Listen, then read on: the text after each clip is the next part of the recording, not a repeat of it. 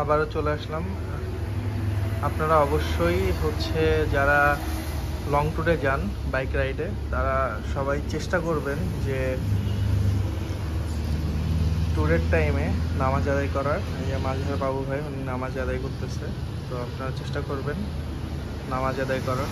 কারণ ট্যুরের সময় আপনারা মুসাফিরদের সালাতের নিয়ম হয়তোবা আপনারা জেনেই থাকবেন। সালাতের নিয়মটা যাদের জানা নেই তারা জেনে নেবেন।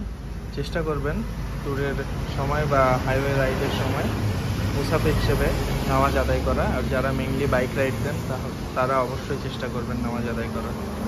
আমরা এখন এখানে ব্রেক দিয়েছি, আর এখানেই আমরা দুপুরে লাঞ্চটা করব। সাথে সাথে আমাদের বাবু ভাই নামাজ পড়তেছে। ভাইয়া এই জায়গাটার নাম কি? হ্যাঁ, 14 গ্রাম, কুমিল্লার 14 গ্রাম। আমরা এখন কুমিল্লার 14 গ্রামে আছি। আর এখান থেকে আমাদের অজানা গন্তব্যের দিকে দুপুরের লাঞ্চ শেষে আবার রওনা দিব।